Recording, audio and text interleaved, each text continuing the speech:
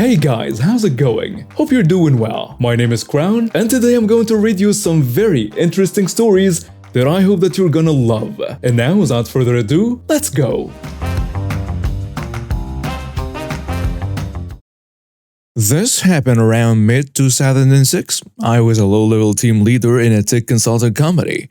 I was in charge of 2 teams of 3 each. The client was a bank. If you've ever worked with a bank, you know that technology moves pretty slowly on a bank. For instance, the project we worked on was in Java 1.3 that got deprecated in March 2006. One of the guys on my team, let's call him Max Powers, was the kind of guy that's always trying to be on the cutting edge of everything. We had him working on the project and had asked several times to migrate the project to a newer version of Java or be assigned to a project with more up-to-date tech. He just was assigned to this one, but I couldn't do any of those things. I knew he was unmotivated because of this, and I was also pretty bummed about having to work with outdated technology. So we both started researching open source tools to use in the company that were cutting edge and proposed some improvements to our manager. He liked the idea, so he formed a task force to create tools for the company. The task force was Max and myself. However, this was a side job. Our main responsibilities were still on a bank project. One day, in a team, project leaders and managers meeting, we were talking about desired and undesired rotation, people leaving the company and how to stop it. I brought Max's case up, saying that having someone extremely focused on cutting-edge tech, doing boring, outdated stuff, was probably the recipe to undesired rotation. The manager said, "You're wrong. This is totally desired rotation. We want people motivated to work here. He's not." I said, "But he's not because you're unwilling to move it to a project with better tech. Plus, he's one of our best assets by a mile. He's doing the work of 2 to 3 people in a task force. We wouldn't want him to leave. It would be a problem." Then the manager said, "Then it's your fault. You have to motivate him better." I stopped arguing. To me, Max leaving was totally a case of undesired rotation. It was a problem to my planning, and furthermore, it was losing someone whom I saw as one of the top assets available in the company. But the manager said that I needed to motivate Max better. Cue malicious compliance. So I did. I motivated him to get the hell out of the company. He wasn't going to be allowed to work in cutting-edge projects there. He found a new and exciting job in no time. He's a millionaire now. He got called by Google to interview with them. He rejected the offer. He could have been retired by age 38, but he kept on working because he still loves what he does. We struggled to cover him. We had to hire 2 more developers and the task force came to an end. I couldn't do it just by myself, and the rest of the developers weren't as interested in it. I had to make a business trip to another city, Brighton from my home Bristol. There aren't really any decent train connections without going via outer London, and you're talking about 4 or 5 hours train travel each way. So instead I decided to drive, under 3 hours. And to avoid being away from the family, I got up early and left home at 5 a.m. So I arrive in Brighton and need to wait on some colleagues. I know my employer will meet my costs for breakfast up to about £8. So I went to Subway and had a breakfast sub for under £3. I waited for the others and 30 minutes later they arrived. So I offered to buy a coffee and one for myself so we could talk and plan before meeting our supplier at their offices. Fast forward and a day goes fine. I travel home the same day and come to submit my expenses for £3 breakfast and £2 for 2 coffees, still under the £8 allowance. The finance team rejected my expenses for the coffee as you already claimed for breakfast. I pointed out it was the same coffee within 30 minutes and that if I bought the coffee at the same time as a sandwich, they would approve it. What's more, as I traveled on the day of the meeting from home, I was not entitled to claim for lunch. I was told it was tough and I should stick to the expenses policy in future. Okay. I've recently returned from visiting the same supplier as before. However, this time, I left work at lunchtime the day before. to avoid traveling on my own time and ensure I arrived at the hotel during my normal working day. I then had an evening meal with drinks, a nice room in a city center hotel, a full buffet, breakfast, and my parking and travel costs all covered.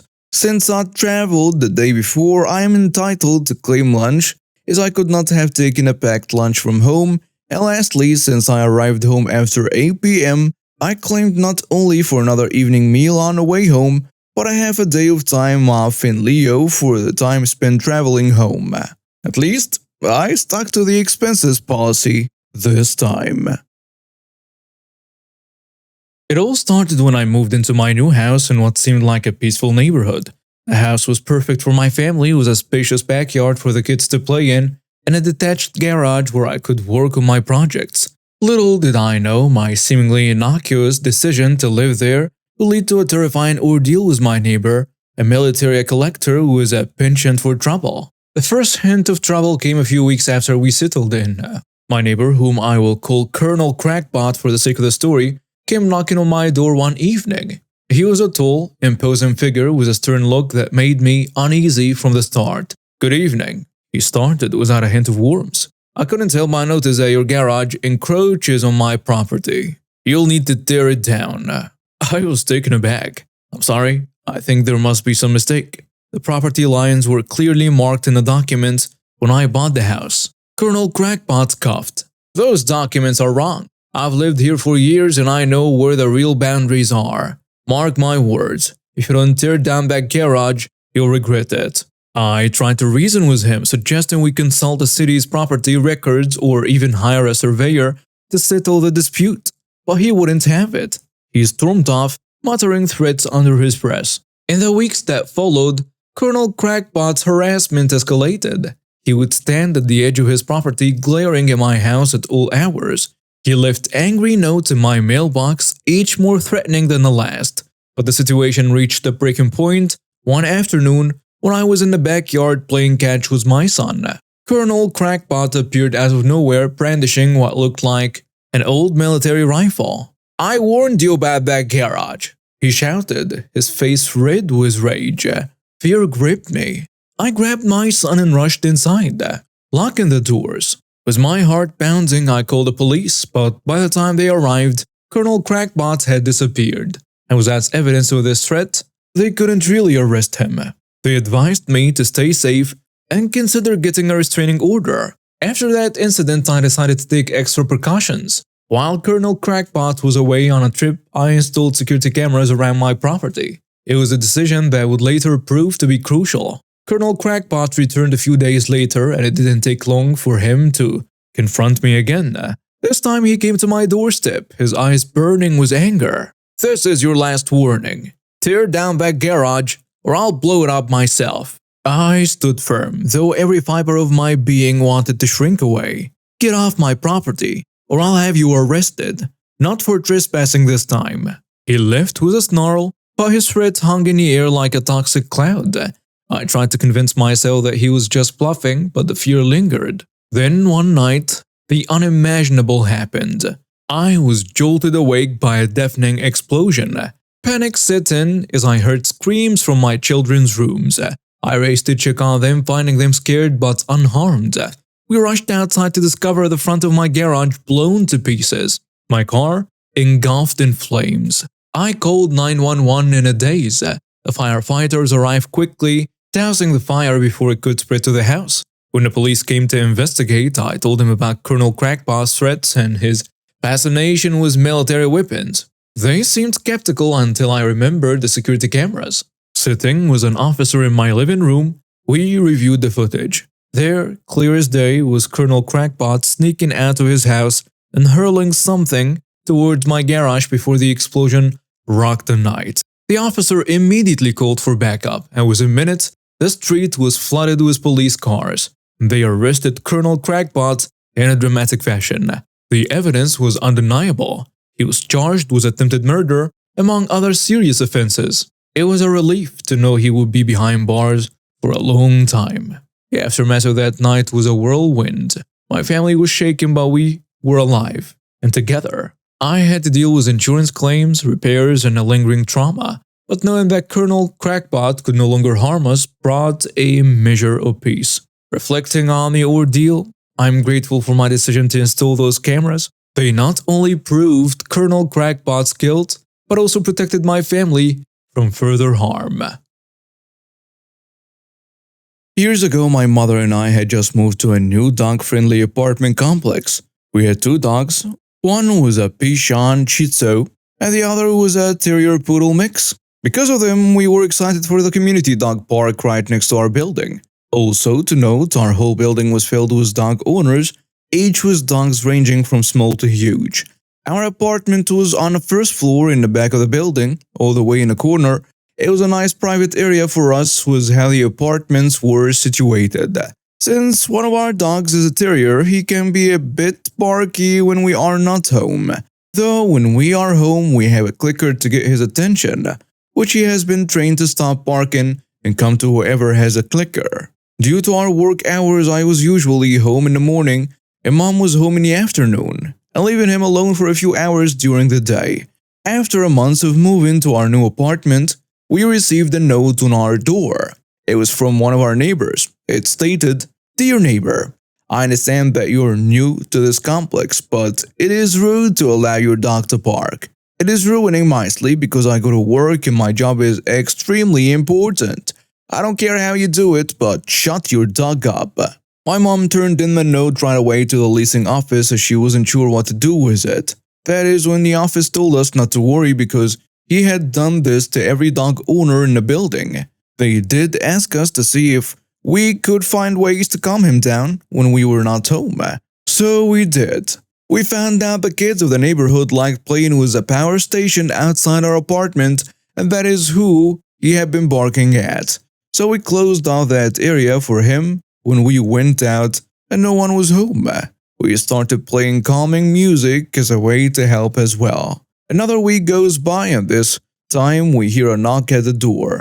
We go outside and we meet our angry neighbor. He explains that our dog has kept him up every day and woke him up with his hours of barking. Both of us had been home that day, and our dog had been a good boy and had not had excessive barking. I still remember what he had told us when I explained that. "I know what I heard. If you can't control your dog, then I'm going to call animal control and have them both taken from you. I did it before and have no problem getting rid of your dogs too. Then I'll get you kicked out for not following your lease. And I can do that because I'm very rich and the apartment needs my money. So do something to shut your dogs up or else." After that, and my mom apologizing for what had happened, we went back in. A few moments later, I walked out to get the mail and discovered from another neighbor that he had gone to 3 other apartments and made similar threats. After some convincing, my mom told the apartment what had happened. We were told not to worry, and if he did that again to please contact him. We also found out that the apartment management had offered him an apartment away from the dogs, but he had declined since the dogs were the problem and not him. However, what he had done, my mom began to show signs of anxiety and bought a lemon spray bark collar for our dog. While I didn't like this idea, it had put her at ease to go outside our apartment.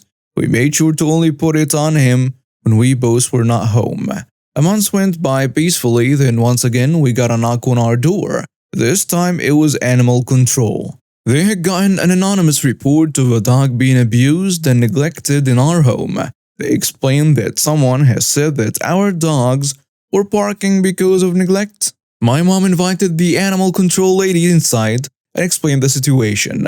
We showed her everything we could to prevent our dogs from being taken away. The nice lady noticed how playful and happy our dogs were and figured it was another false call. She explained that they had gotten a few of those from an anonymous concerned neighbor for other apartments in this building as well. The animal control lady left, telling us that if they are threatened again, try and get it on record. This event had turned my mom into a paranoid person who became afraid to leave the house, thinking that if she did, then she would lose her pups. Normally, I am the calmest person in my family, never really letting anyone get into me. But this neighbor had done this to hurt us, so I did my research and discovered a few things that could legally help us. With no information on certain laws and leasing terms, I formed a plan. During a weekend when my mom was visiting my aunt in a different state, I began my plan.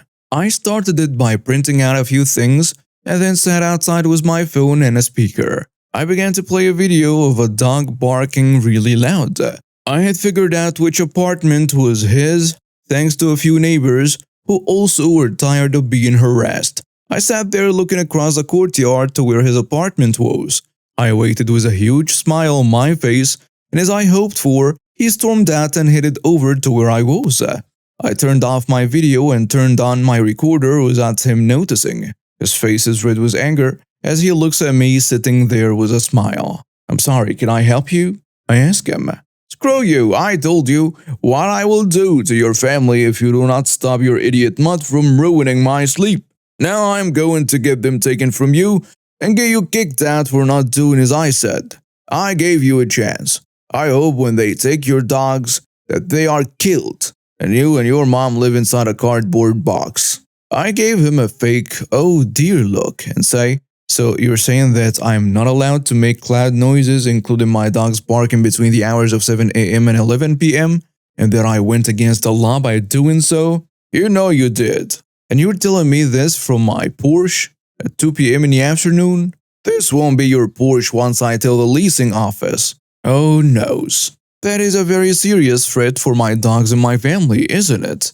"Yes it is."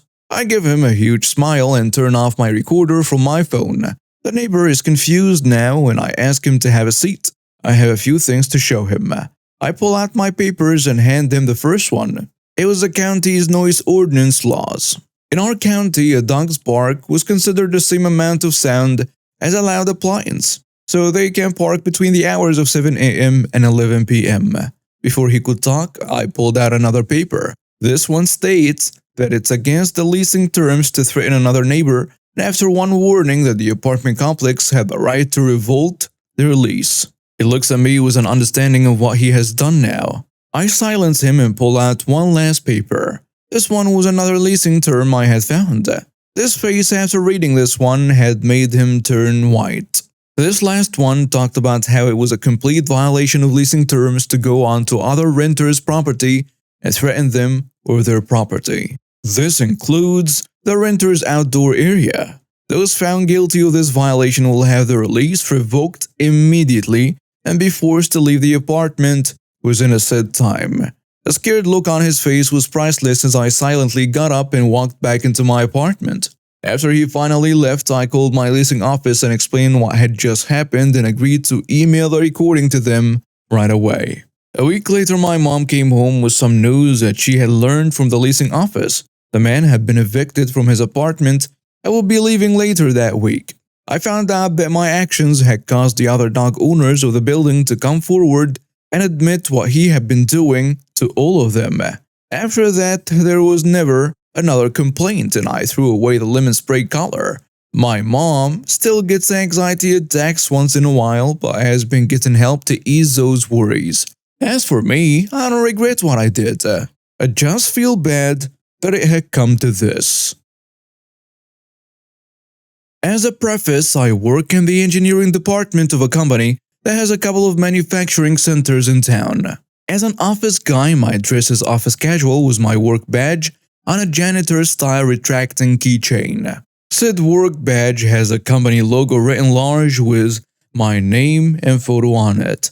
I recently got myself a Nintendo Switch and have been enjoying Breath of the Wild. And after work had gone to the local Best Buy to mull over getting a Pro Controller and see if they had any amiibo deals. While crouched down looking at the controller display, a kid about 6 or 7 years old walks up to me and says, "Excuse me, is this the Nintendo aisle? Because it's my birthday soon and my mom said I could get a Wii game, but only if it's not a violent game like my uncle got me because violence and explosions are bad."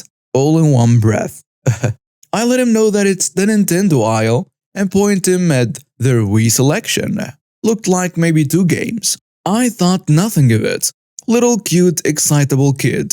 Then it happened. Mom came over. I heard her say, "You need to show me where all your Wii games are." I decided against the Pro Controller just yet. put it back on a shelf, and started to walk away. Excuse me, are you even paying attention?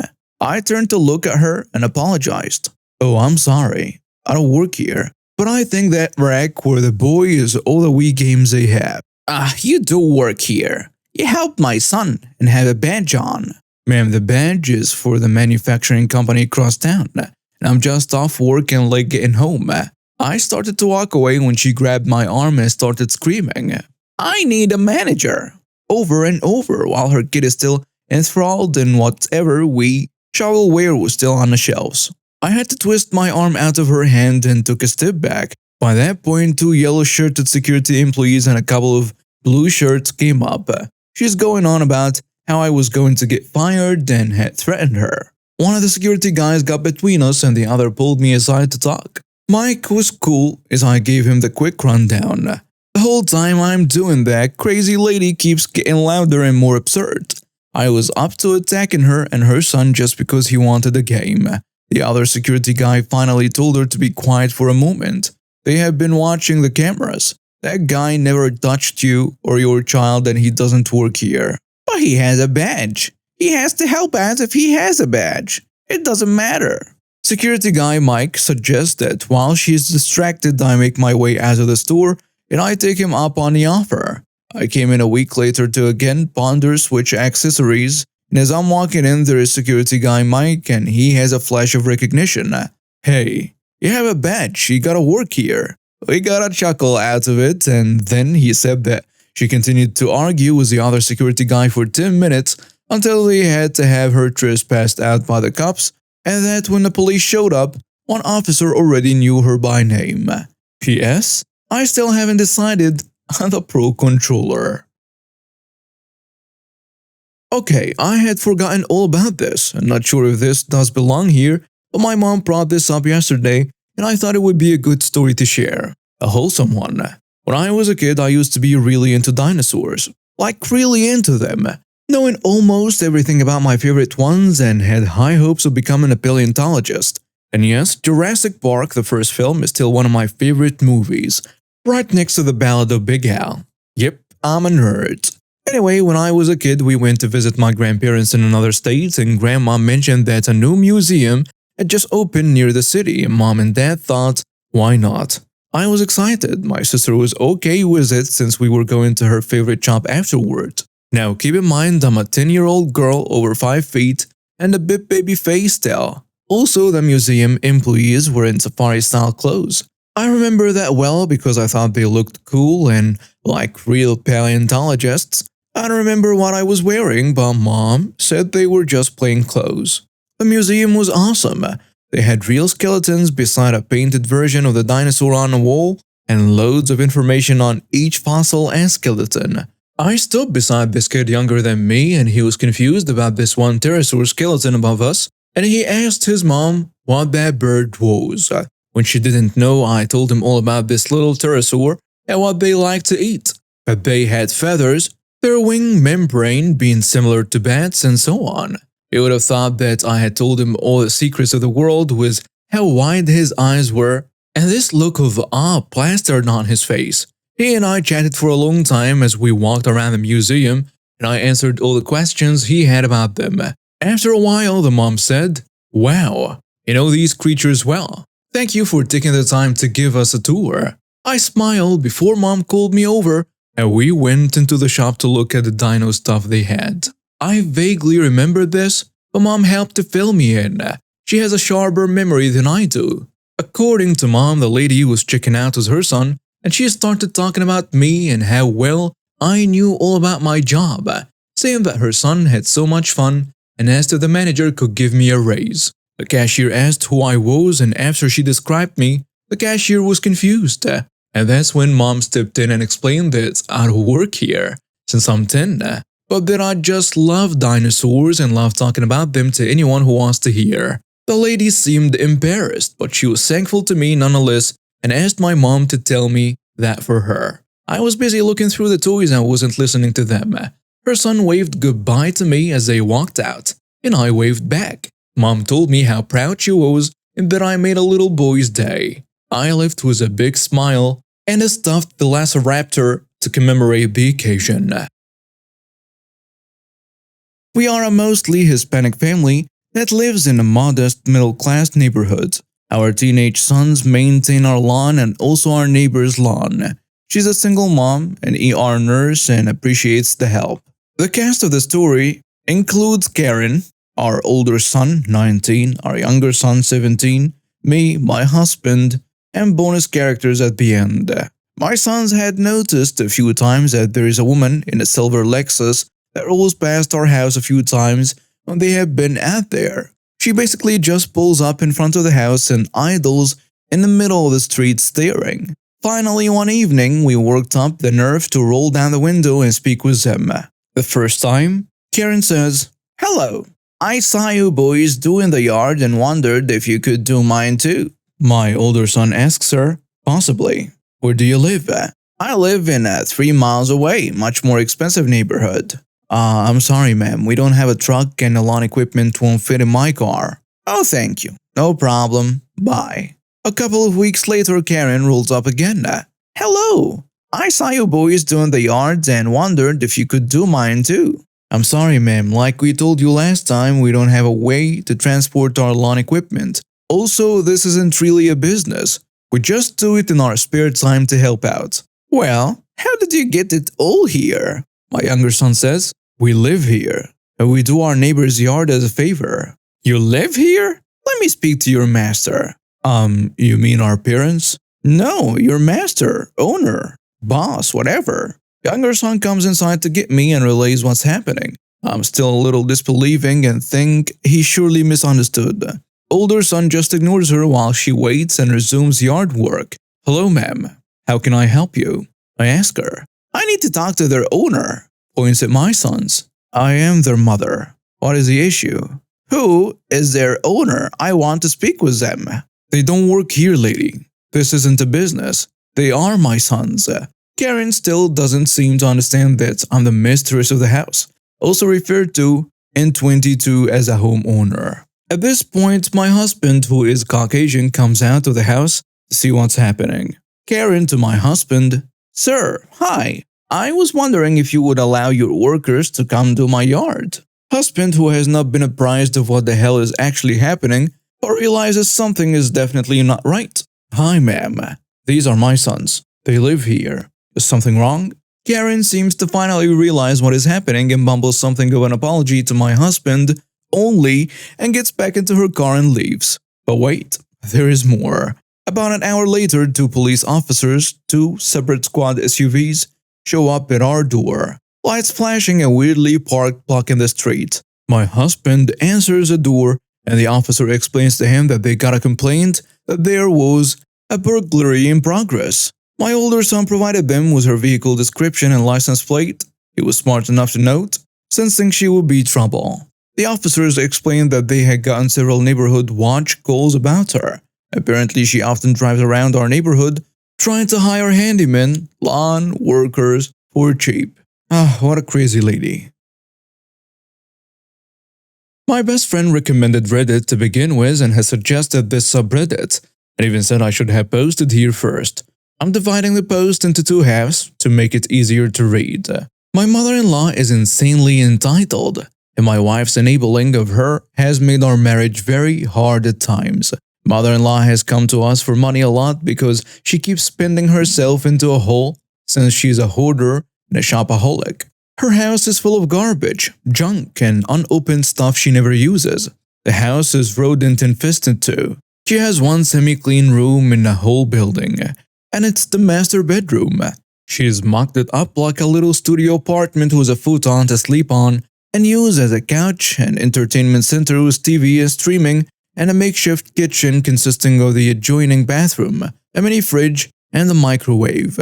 Mother-in-law is also overweight because, well, she eats a lot. Recently, she came to us, wanting me specifically to buy her a new smartphone as an unprompted gift, and she threw a massive fit when I refused. And I mean a child temper tantrum kind of fit. Why did she want a new phone so suddenly? Hers was 2 years old. That's literally it. As far as I know, it still worked fine. Even my wife has confirmed this. But mother-in-law was resolute that she deserved a new phone. And before leaving, my mother-in-law yelled at us that we're supposed to be pampering her now that she's an old woman. She's 53. My wife also didn't want to buy her mother the phone because she gave her money not long before to make sure her bills were paid. I have quite a collection of vintage skeleton keys, and I mean good ones, like ones to particular hotels. The large ornate sergeants, brass railroad keys, reading hardware, and so on. My collection as a whole should easily be worth $2,000 to $3,000. Some of those keys are super rare. I kept them in a locked display cabinet, but a few days ago, I came home to find my entire collection gone. The cabinet had been forced open. I checked the CCTV for the living room and saw my mother-in-law force open the cabinet with a small crowbar. She then put all the keys in a couple of boxes she brought with her and left with them. I called my mother-in-law right away and demanded she return my collection. She nonchalantly told me that she sold the entire collection upon already and used the money for her new phone. Then she said that it was my fault and she had to do it because I wouldn't give her the money. My wife was seemingly on my side until I said I was going to call the police. She begged me to just drop it and even suggested I just start a new collection. I refused to let it go because a lot of those keys are not only expensive, they are irreplaceable. I spent 10 years building that collection, but my wife kept blowing up at me and telling me to just let it go. So I slept in the guest room that night and sought online help the next day when my best friend told me to try Reddit. I've been a lurker before, but making an account wasn't hard. My mother-in-law has been trouble in the past, but this was the first time I knew that she'd stolen from us. I needed help, so I asked here. The resounding advice finally made me pull my head out of my bum to realize that I was the only one keeping my marriage afloat, and it would likely never get any better if my wife wasn't on my side when her own mother steals something irreplaceable from me. Now to answer some quick questions I got before. 1. How did the mother-in-law get into the house? My wife unilaterally gave her a key when we moved in. That's why. 2. Why did I have CCTV cameras in the living room?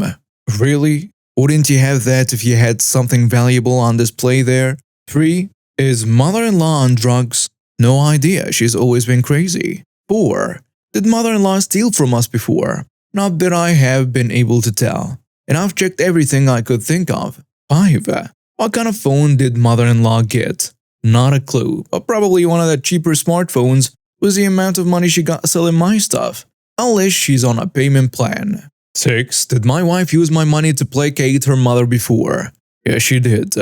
We primarily have separate accounts, but we do have a joint account we pay the bills from, so it's not used for savings. In 2 years of marriage, I'd say it happened roughly 5 times. Every time my wife took money from the joint account for her mother, she always replaced it on her next payday. Though in hindsight, I think she only did so because she knew I'd never let it go, because she would always have an attitude with me for a few days after. I was in a bad marriage funk before, but this whole situation has snapped me right out of it. 7. Will I lock down my credit? Already I have. Though I am not sure my wife or her mother would be so stupid to do something like that after my mother-in-law was recently arrested. I have gotten my collection back and hidden it somewhere my wife and my mother-in-law had nowhere where it is. I'll provide more details in another post tomorrow. Edit. Since it keeps being mentioned, yes, I did call the police. Yes, an arrest was made. Yes, my wife is soon to be ex. And know that I'm taking many precautions right now.